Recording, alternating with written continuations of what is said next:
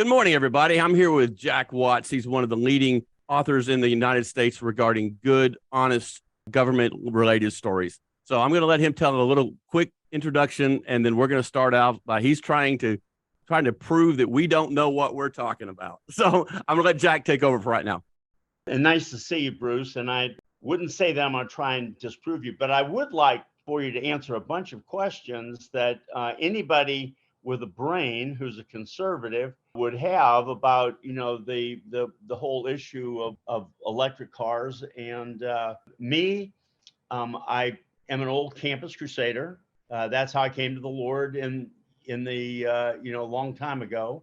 Worked for Walk Through the Bible for many years, and then my whole career, major projects for large Christian ministries, including Billy Graham and Lifeway, Thomas Nelson Publishers, Charles Stanley at In Touch, pretty much everybody at one. Bill Gaither was one of my major clients for years and years and years. So I did the last mailing that Jim and Tammy Baker ever did, which made me one of the people that, got caught up in that whole mess, which was a really interesting period, obviously. And I did the last mailing that Norman Vincent Peale ever did.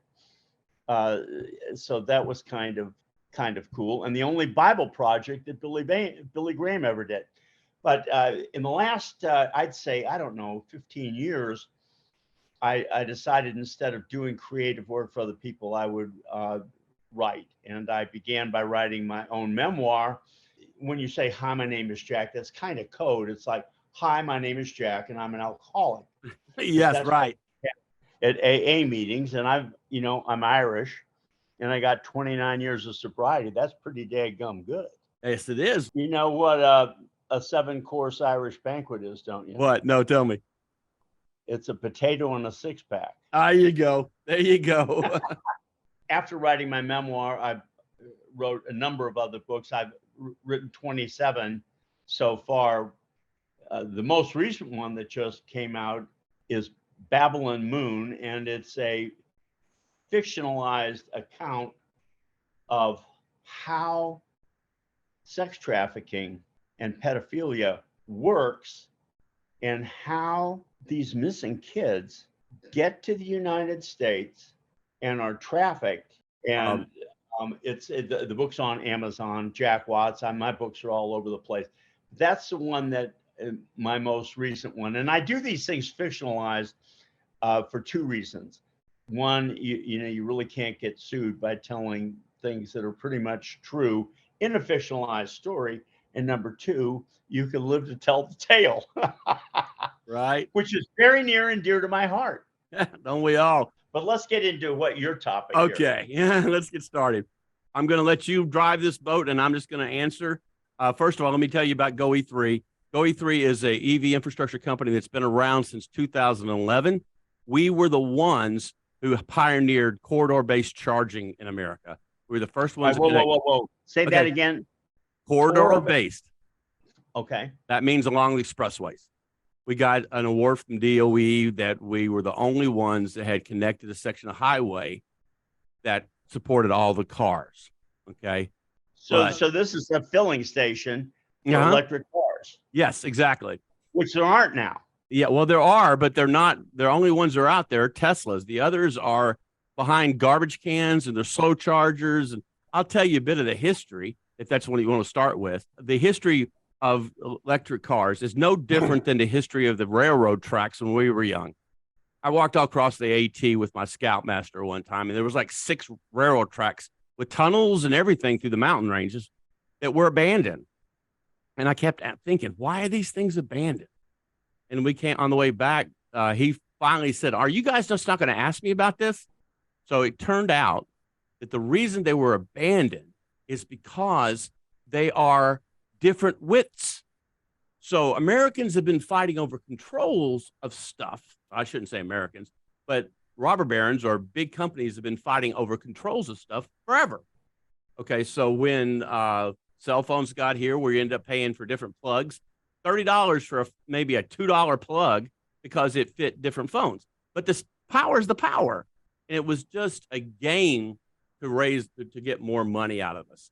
And so that's not the American way. The American way is to build a better mousetrap, move it forward, not to milk something out of everybody simply because you can. That's a different mindset. But anyway, so the history was when this first started, I was in 2009. I was very, very interested in the EV1 that came out by General Motors, but General Motors has a tendency in destroying markets it doesn't want, like the diesel market in the early 80s, mid 80s, excuse me, and then the EV1. So they brought in these cars. There's a great movie by a friend of mine named Chris Payne who did, it's called Who Killed the Electric Car? And there's another one called Revenge of the Electric Car. But all of these things are telling you what happened. And you really need to watch these because when it comes down to the bottom line, we killed it because we're so afraid of change in America today. That's something we got to stop. Fear is running this country and it's got to stop. And we, the people, can stop it. Okay. Well, that's your position that fear is running the same. My thought is that just 2 years ago, we were energy independent and wealthy and actually providing energy. And then from this wealth that came from it, great wealth that had, as Reagan used to say, the trickle down theory that helped everybody. Yes. That was cast aside immediately. And we have now ceased being energy independent. We have ceased being wealthy. We now are begging the Saudis to give us more oil. Yeah. And Venezuela and many others for oil that we have ourselves, because the number 2 liquid in the world is oil. And just between, I live in Atlanta and you live in Arizona, Phoenix, between us in West Texas and East New Mexico is enough oil to last the United States for another 200 or 300 years. We gave up all of that for what? Scarcity, poverty, a damn fool in the White House. Well, that isn't fair. He's not competent. Right. He was a fool before he became incompetent. But I don't want to, I mean, nobody cares. I mean, I think anybody that's going to listen to you is going to realize that, but what in the world would make us be so foolish as to cast aside what works for something that may or may not work? There you have it. I mean, that's my biggest question of all. Well, it's a good one. And because I'm going to start from the beginning. That's my whole point about this podcast, is to let everybody know this is not the idea of electric cars. Years and years ago, I did it. I've done a TED Talk, and some of you may have seen it, but I did a TED Talk, and I showed a picture of Broadway one year, and it had one automobile on it, and the rest were horse and buggies. And 3 years later, it was the absolute reverse. That's America. That's embracing technology. That's embracing the future. Now we're driving vehicles that are so old, it's not funny. And we have not done anything to change it. Now, does that mean the government should have done what it did? No way. You won't find anybody who's in this industry at all, Jack, that would even begun to say to raise the gasoline prices, because it does just what you said. It makes scarcity and poverty. Now, for scarcity and poverty, how are they going to buy the electric cars? It doesn't make any sense. It's backwards. We have the natural resources in Texas. Mm-hmm. Colorado has a great reserve as well.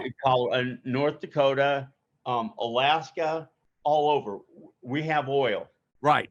And even if you say, well, but we that's old and this is new, something ain't broke. Why the hell are you going to try and fix it? Exactly. Now, so let me go through that. Okay. The onset of things that are happening are not stoppable. We have so many different disruptive technologies hitting at the same time, Jack. This is a focal point in history.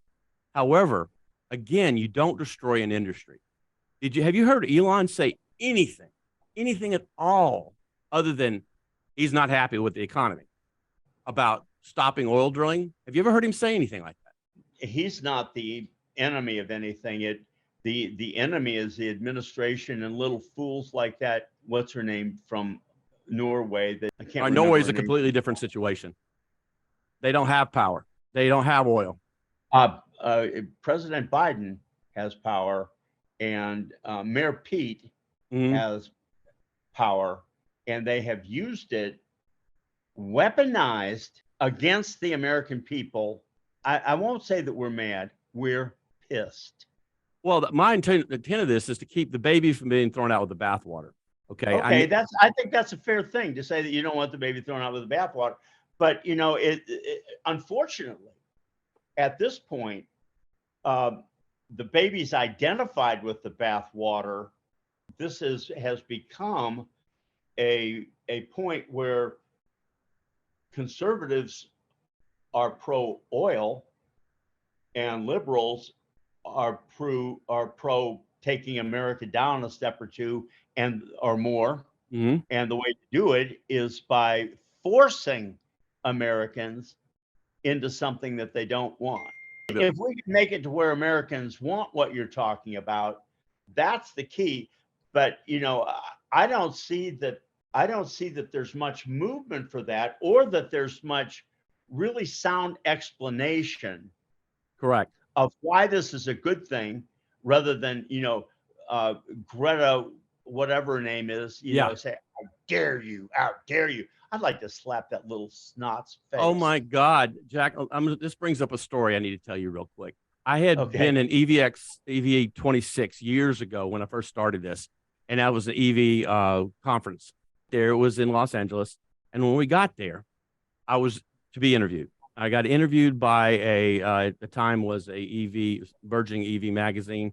There are now I think it's IDs. What happened is my interview got hijacked by a guy sitting next to me, and he was a gentleman that was the so-called representative of the Washington State EV board, and he did not like the right. He said the middle part of America is full of a bunch of cow-tipping rednecks who don't know what being green is. And my response to him was, I said, well, have you ever heard of Greenburg, Kansas? And he said, no. I said, well, that town was knocked off the face of the earth by an F5 tornado, and they built back entirely green. Farmers are the most green people in America. And to disregard them because they don't believe in your ideology is stupid. Okay? Just plain stupid. He wanted them to change religions. And then he commented and said he's going to do what he could do to stop me, because he didn't feel that they deserved him. He did not feel that electric cars were deserved by America. So anyway, along that mindset, I need to let you know that when Obama came into office, the first thing he did was something called the EV Project. It was handed out through the Clean Cities Organization, which is basically state by state. The way the government grants work in these scenarios and the ones now were, you have to get approved by the federal government. You have to be able to go through the GSA, and then you can go approach the state about getting some of the money. Okay. So that's some of the problems.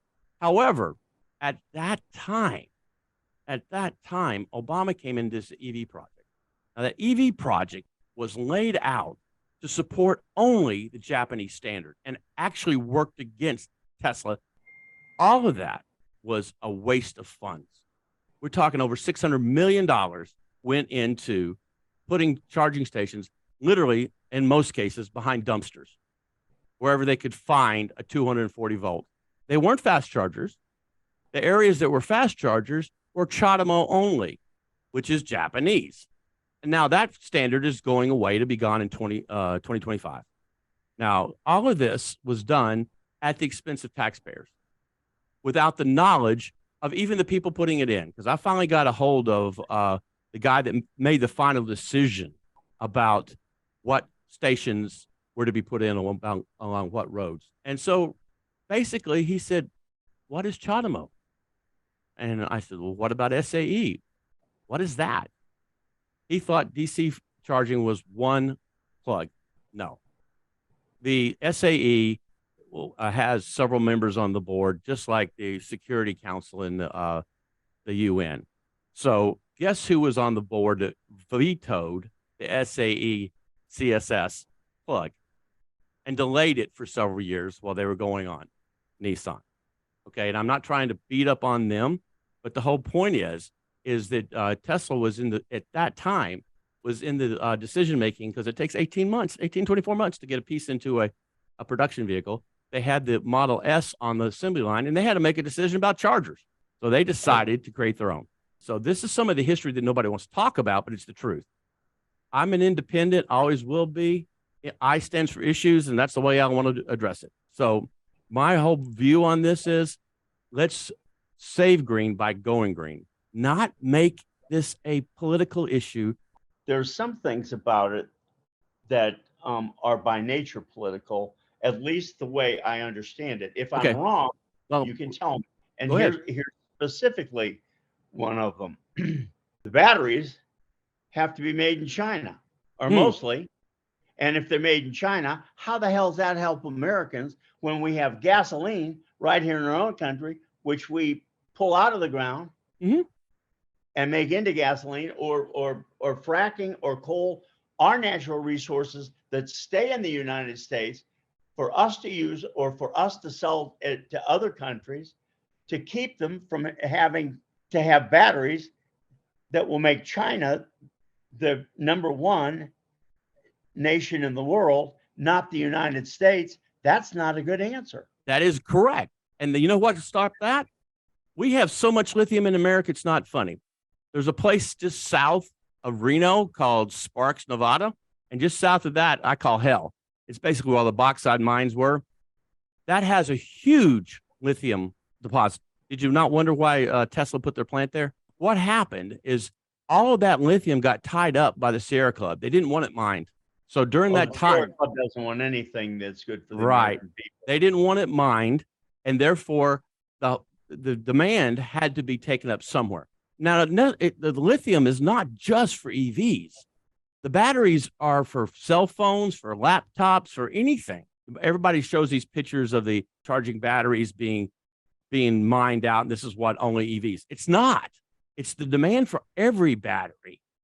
Every one of them has got lithium in it. You know, the difference between the battery that I use on my remote to change the channel from something I don't want is certainly not the same kind, need the same amount of material and energy as something to move an automobile. Okay, so let's go back to that time frame again. And even today, the amount of volume of laptops, the amount of volume of tablets, the amount of volume of phones, the amount of volume of all of that far exceeds even where we're making electric cars today. You're talking about making electric cars available for all Americans. Right. If you had all of the cars were electric, or they aren't even electric, that's just a misnomer. They're battery cars. Right. If they're all battery cars, that would far exceed, my remote control and my laptop and all the rest of it. I mean, yes, you're correct. Do we have enough lithium in the United States? Yes. And the other trace minerals to make our own stuff without making the Chinese rich and us poor? Yes, we do. Yes. Okay. We do. That's a good answer. That's something that's interesting to know. All right, now that I've asked you that and you've answered that way, tell me how. Okay. So let's start with the vehicles. Okay. There's a lot of misnomers about what's happening in America at this moment with batteries. Everybody says, oh, you're trading tailpipe for smokestack. Okay. No, these things are not recyclable. Oh, they're only good for 4 to 5 years. The answer is they're good for longer than 4 or 5 years. Oh, much longer. 10. I've had my Model X now for 6 years, and it's not even degraded 20%, and it's not going to go any further for another 5. So they're guaranteed for 100. Mine's guaranteed for 200,000 miles, roughly. The new batteries coming out are going to be good for 1 million.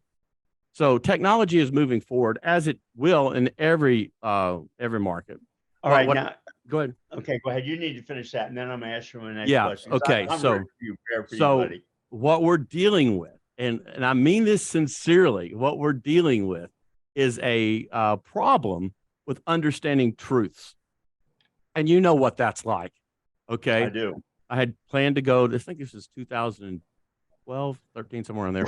I had planned to go to New York City to do a series of interviews with Consumer Reports, Wall Street Journal, and on and on and on. So my whole point here is to let you know this is the majority of Americans aren't one side or the other. They're right square in the middle.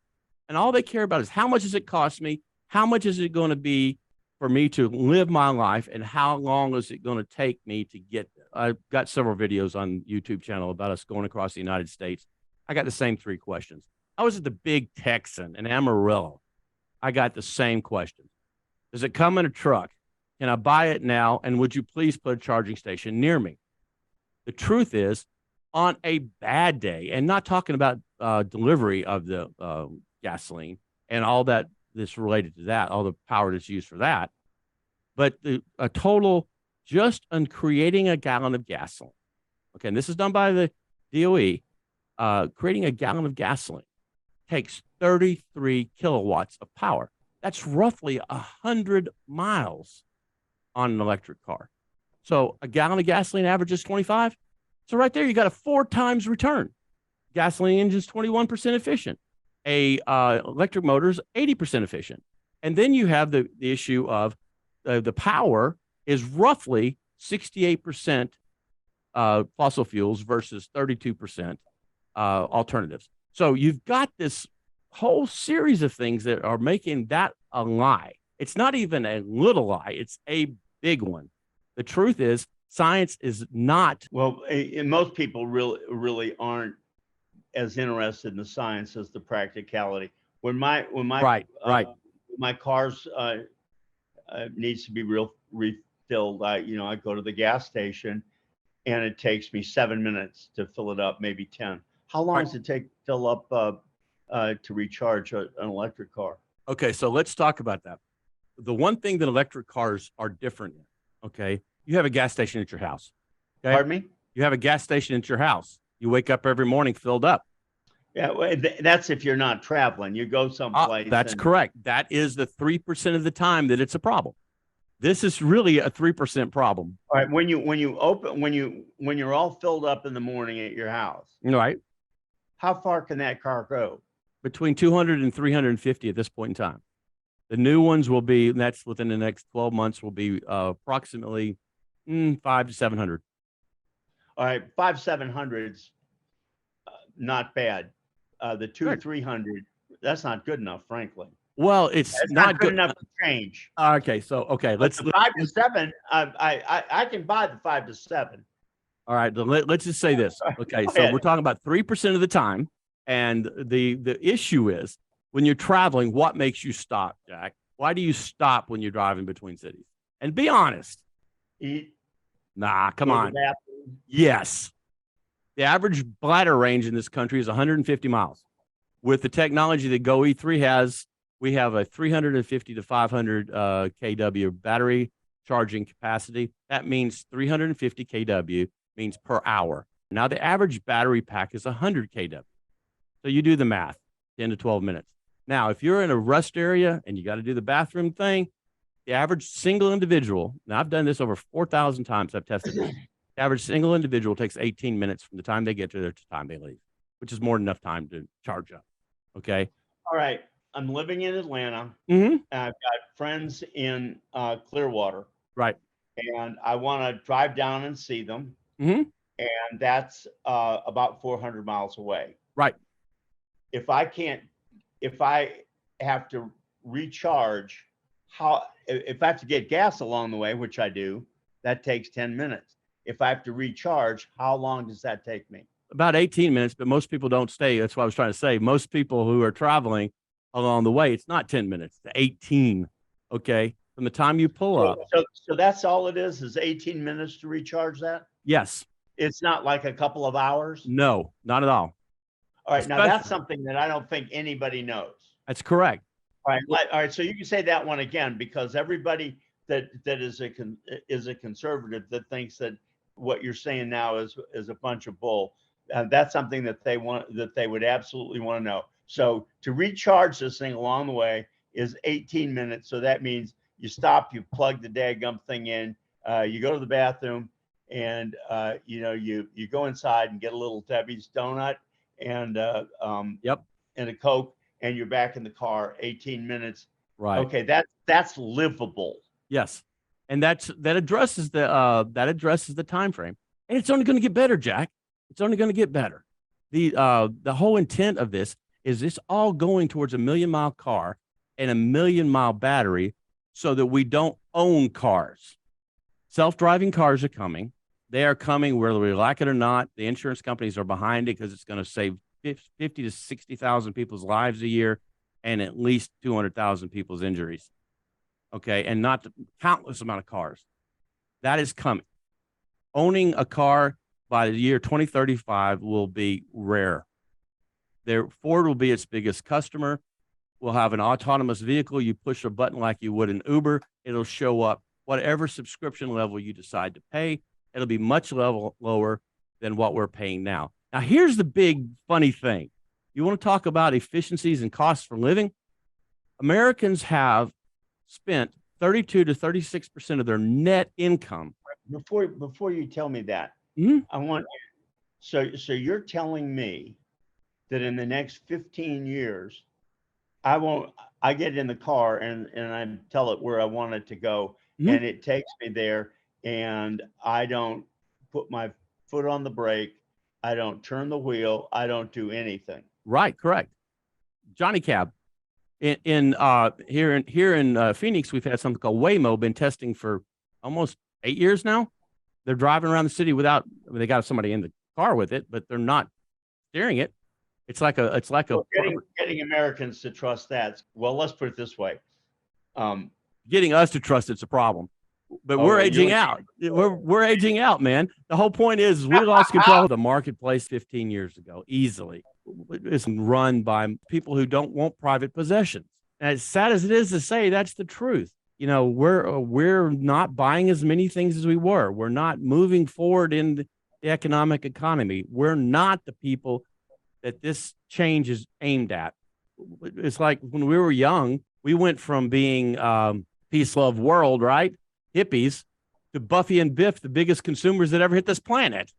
And it's kind of embarrassing as a baby boomer to be both. If you look at it like that, the future is going to be Uber as a service without somebody driving. Now, I was about to tell you about something really, really important. Here is the big thing, the biggest lie Americans have ever bought. And this is why I'm not feeling sorry for the American car companies at all.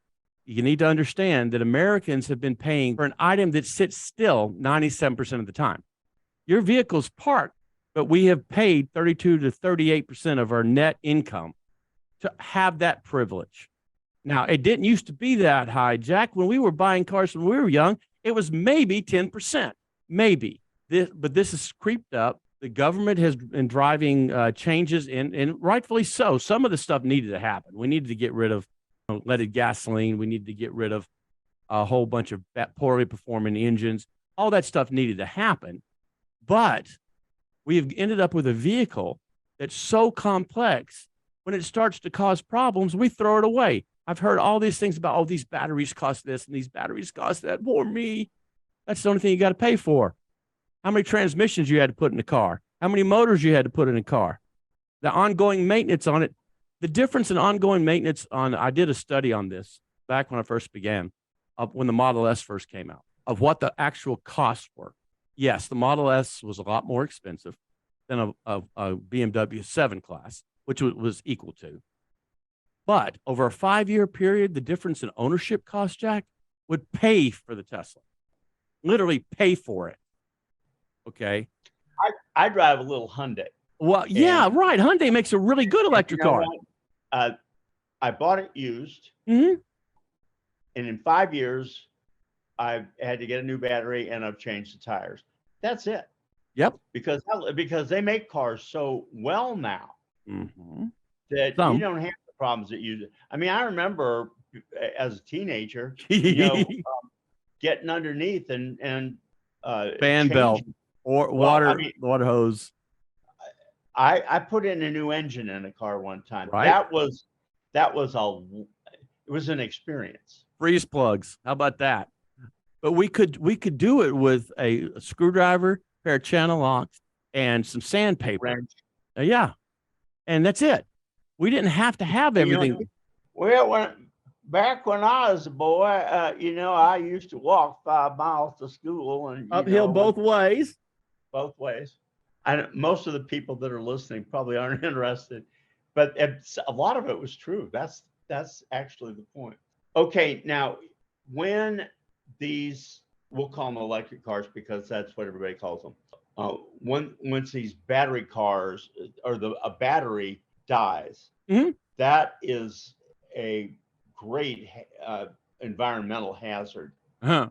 Okay. So the sound bite says it's not true. Well, I don't know. I mean, it makes This is- sense to me that it is. but it isn't. So this is a another thing that people are not paying attention to. So I'm gonna address the truisms today.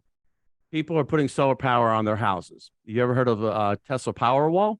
No. The battery backup that they put in the garage that connects to your solar power, so you can charge it during the day and then you can draw off it at night. Okay.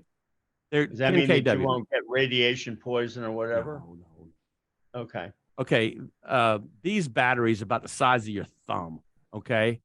There's hundreds of them connected to each other inside the battery pack. And if you look at the bottom of a Tesla, and this is another thing, we're going to skateboards. We're going to have maybe 3 skateboards per company, and they're going to put whatever steel they want on them. Now that's a big change in the way you manufacture vehicles. You're not going to have to have this engine or that engine and all these individual pieces that are tied into a car. The big thing about these batteries, you can look it up, and I promise you're going to blow your mind. Lithium ion batteries can decrease to about 60% on the low end, and then they don't go down. They'll last another 8 years, 60%. So if you have 20 kW with the batteries, you have a 12 kW battery pack that you can put on the wall to back up solar. These batteries are already being set to be recycled into that. So you're getting almost a 20-year lifespan out of these batteries, and then they can be recycled on top of that. This is just a talking point buzz that we've allowed people who are afraid. And I'm going to come back to this. Fear is what's driving this. Part fear, but parts anger. Baby out with the bathwater. I'm 100% behind you. The anger is justifiable based on empty shelves in the grocery store. You're completely right. A box of cereal that I use routinely is $7. I know. And this is a granola. I mean, it was $4.50 2 years ago. Right. It's $7 now. $7.09. I paid it in Publix, which is, by the way, a better grocery store chain than you guys have out there. No, I agree with you, man. The whole thing is that nobody in my industry would ever have suggested what he's done. Okay. Never. You need to kind of look back at this. When did Tesla get really, really big? Not over the last 18 months during Trump's administration. Yeah. The anti-oil industry, at least half of the energy required is for heating homes. Correct. And I don't see that batteries are going to do that. So Yes. It isn't like we don't need. All right, let's stop with that right now. In the Northeast, yes, people are using heating oil. That is true. Now that has got to change. Over time, those will age out. Okay, but let me tell you, the thing in Texas that happened could have been prevented if people were using electric cars. Now that's called vehicle to grid or bidirectional charging. That has been in our charging stations since day one. The only thing that held back was the OEMs, the manufacturers of these automobiles would void the warranty if you did it. So we haven't been able to do it. So just imagine this. Okay, 10 kW battery pack will run a house roughly a day and a half. It'll keep the heat on for a day and a half. However, you plug in an electric vehicle and it's fully charged, power goes out, you got a week of power in that house. Here's another thing that most people don't understand. At night, and you can look this up too, between 28 and 32% of the power that's generated at night is grounded out. They waste it. They throw it away because the grid takes that much power to stay up. They literally throw it away. Okay, so go ahead and plug your car in, and they sell you the power at a significant discount at night, which they're doing out here in Arizona. So, but their intent was is to do what was called smart cities. You pull into the town, you plug your car back in, and then they can draw off your car if you're not traveling somewhere, and you can always opt out. They can draw off your car and sell it back into the grid at a higher rate during peak times without having to do dirty power generation. Okay. All right. Speaking of dirty power generation, from what I understand, and I could be wrong about this, the original power to do all of this comes from coal. 68% does, yes, sir. Okay. Coal Well, and natural gas and nuclear is not even in that. so no matter what, coal Yeah, and fossil fuels are yeah, still they're needed. important. So when we have fool administrations that want to shut down the coal industry, what they're doing is biting off their nose to spite their face. It certainly is. How can you and those who are behind you retool American thinking so that you can go forward with good ideas that don't demonize the stepchild? Amen. One of the things I did early on, Jack, was go to the coal associations to try to get them to understand this isn't about stopping them. This is absolutely not about that, because you're going to need coal to run these plants. I want to tell you something for sure right now. Almost nobody I know believes that that is the case. They're going to shut that down, shut down fracking. Every house in the South in the winter heated by gas. And then, yes, sir, natural gas. Well, some places are, yes. Out here, it's mostly electric. We have heat pumps. There is no need to stop down. You know how many people live in the South? Oh, God, yes. I grew up there. And not all of us are rednecks. Right. I know. Here's the thing. There's never a reason to cut down energy supplies in America. Never. Okay. Now, if you could sell that, then you can sell your cars. That sounds like an America that's going forward, not backwards. And that's what Americans, you know what Americans want? They want America. They want America first. Then I say that is a win-win. America first. You're correct. But see, what we've allowed to happen is we've allowed ourselves to be divided, and we've allowed each side to divide us. My rights stop at my body. Okay. What you do outside of that, I don't care about. So I guess you could qualify me as a social liberal, but I'm a fiscal conservative down to my toenails. I remember Lester Maddox, man. I remember all the things that the crazy Dixiecrats did. I mean, come on. I knew Lester Maddox. Uh-huh. Riding around the Capitol backwards on a bicycle. I want to tell you, there are very few people who have even a clue who he was at this point. But, you know, that's Georgia back in the day, isn't it? Yeah, it is. But anyway, to the point is that we've got to stop this fear that's going rampant. It's dividing us. Okay. My point is that we as America can do anything. We as America can grow. There's a little video called The Most Honest 3 Minutes on Television. Jeff Daniels did it. It's a story of how is America great? Well, it's not the greatest country in the world anymore. And the first way you fix problems is to recognize that. We need to understand that we did all these things, and we did it because we worked as a unit. We were the people. That was made up of a whole bunch of different types of people, different races, different creeds, different religions. However, that we worked together for the benefit of America. Now we're so short-term thinkers, we don't even think about anything. We don't even bother questioning the garbage that we're fed, and especially in this area here. America developed this technology. It built it, and we should be the ones benefiting. You talked about those batteries. Those batteries were going to have to be built. We let China do it because we believed the thing to do was to let it go through the process. Well, that allowed all that stuff to be built in China. Arizona just found a major lithium deposit south of Wickenburg. The whole thing is permitting and everything. Arizona can be and will be an EV powerhouse because we have Lucid here, we have chargers here, we have battery supplies here. We can do all of it, but it's going to take a unified effort of people getting out of the way. We have spent such the last 100 years, maybe, complicating everybody's life, absolutely complicating it. I don't know anybody who's willing to transition as you are asking if it's going to benefit China. So if the infrastructure can and will be built in the United States for America first, then people will get on with this. If not, making China great ain't gonna cut it. I spent 5 weeks teaching English in China in 2000. I can tell you when I came back, I kept telling everybody when China comes online, they're going to suck this world dry if we don't pay attention.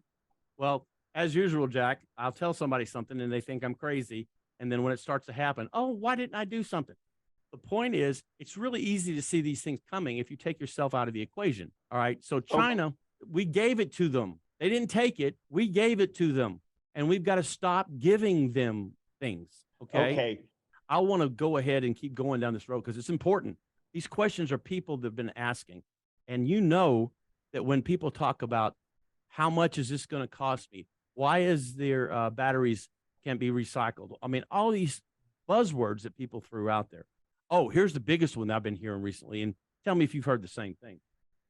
This will break the grid. It will cause brownouts. It will do all of that. Have you heard that one? Oh, yeah. I mean, the brownouts in Texas were real. They surely were. And Texas has more oil than you can shake a stick at. Right? There was no need for Texas to have brownouts. That is correct. Now let me tell you the other side of that picture, okay? And now I've been quoting Paul Harvey a lot. The rest of the story, okay? So people say we have a grid problem. We don't. We don't have a generation problem. We can produce more power than we know what to do with. And just remember, every gallon of gasoline that's not produced will put 33 kilowatts back in the system. It will not be consumed. So that's enough to run an electric car 100 miles, okay? So that's going to add power back to the grid. Now, the other piece that's missing in this equation, and it's really a kind of a big one, is when you and I were growing up, they built like 5 or 6 houses and they put a 25 kW, transformer between them. Okay. Oh, you mean that little green box? Well, it's what divides the power. So there would be 25 kW for a group of 6 houses. Remember when air conditioning came along? We had to deal with box fans and window units for 7 or 8 years, even though they had the big ones. We couldn't put them in. You know why? It had nothing to do with the ability to generate the power. It had the ability to distribute it. Okay. If every house in that same 6 put an air conditioner system in, it would be like 60 kW. It would pop those transformers. So the power companies delayed it until they aged out. And then they put 75 kW units. All right, fast forward to now. We're in the same situation. We have not enough power in that same cluster of homes. They're at 75 kWs. They need to be 150. So they've been pushing it off and pushing it off. Now they're replacing them. That's why it's all of a sudden being okay.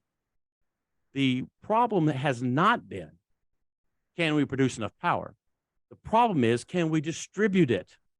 And that's what happened when the brownouts happened. We can't push the power out there because there's too many weak spots in the grid. We need microgrid adoption, and which is one of the things we do, by the way. And we need more and more people understanding what efficiencies are. This is not about the giant windmills. It is about efficiencies. How much does it cost to do it? I've got one more question, and this one is just practical, but it's the most important of all of them. I told you I got my little Hyundai, and it was, it's run great, and it cost me $15,000. So I could afford a $15,000 car, right, with the gasoline at $5 a gallon. If I were to say, well, I can't afford to fill it up, the answer that Mayor Pete in his arrogance said, well, buy an electric car that's $60,000. Now, electric cars are too expensive. Most Americans can't afford a $60,000 car. That's just absolute crap. All right. Have you When priced an if they're F-150? not going to be affordable, put it, it's just, as they used to say, you don't pull on Superman's cape and you don't piss in the Yes. wind. And Jim Croce, I wish he was still here. I'm going to answer that question straight up. All right. Number one, this is the most important thing to understand about electric cars. Maintenance is almost non-existent. There's 91 moving parts on an electric car, roughly. There are 18,000 in an internal combustion engine vehicle. Well, I believe that. Okay. So in maintenance alone, the savings on that will more than make up the difference in the cost of the car. However, the majority of the cost of the car has been batteries. Okay. As like anything, you had to develop it to economies of scale. You remember when not too long ago you go into Costco and you look and you see, my God, that flat screen television was $12,000, right? Yeah. All it had to do is Americans had to buy more of them, and it would drive the price down. That's where we're at right now. You can get a 75-inch television for $695. That's crazy, and that's with them making a profit. The point is it's economies of scale, and as the batteries have fallen so far, right now you can sign up and buy a Bolt for like $23,000 after the tax credit. The whole idea of tax credits, basically support for the EVs, is a kind of a joke when you compare it to the subsidies oil companies get. We're not even close, and they did their best to stop us. And I'm talking about during the Obama administration. When we first got into the industry, we were trying to put stations in, and there was a tax credit, which was 30%. They wouldn't pass it till after the first of the year for the previous year. So there was no way to even plan if we were going to get it or not. And then they would delay the forms for another 4 or 5 months. This is a game of equal playing fields. We are not looking for a handout. We are looking for equal playing fields. If you're giving oil companies all these subsidies, why not give the future the same level of subsidies? Why does it matter? Now, here's the piece that's real important, and it's something it's near and dear to my heart, and I think that it's been ignored. When you buy a gallon of gasoline, there's a tax on it that pays for the highways, right? It's called HERF dollars. Now, since day one, everybody that I know that's in the EV industry, especially me, I've been screaming, we need a flat tax per 100 miles, maybe $1 per 100 miles that can pay the HERF dollars. Needs to be done. All right. Bureaucracy that exists in America is obscene. We have something. A lot of people think this is a really cool one, and you can look this one up too. All right. So rest areas seems like a good place to put a charging station, right? On the highways where everybody pulls over, goes to the bathroom when there's no other place to go. Well, you can't. All right. Maybe I think they've got it set to go off in about 6 years now, but we've been fighting this one for a long time. The non-toll road rest areas are set up to where there cannot be charging stations. The only revenue can be generated is from the foundation of the blind, and that's for those little vending machines. And the trucks need to stay somewhere 8 hours, right? Can only stay there for 6 hours. Where people try to enforce that 6 hours. Have you ever noticed that trucks are parked on the exit ramps? Yeah, that's when they're being enforced. Okay, so the point is we have all these stupid rules that have been fighting with each other, and nobody likes to address ancient rules. They always want to go forward and ignore them. Well, it doesn't work that way. We've got to pay attention and be willing to go back and look and improve efficiencies. Help people with will that. listen to stuff like this when we talk about it like this, Mhm. but nobody wants to be lectured down to, which we get all every Right. day from the stupid administration. If that's your last question, I wanted to say thank you, Jack, for being here, and I'm looking forward to the next one because I really want you to continue. I think you got some good, valid points that people need to hear the truthful answers to. That was another fantastic interview. I hope you guys join us next week for the ongoing explanations of the true stories of EVs. Have a great one. Bye.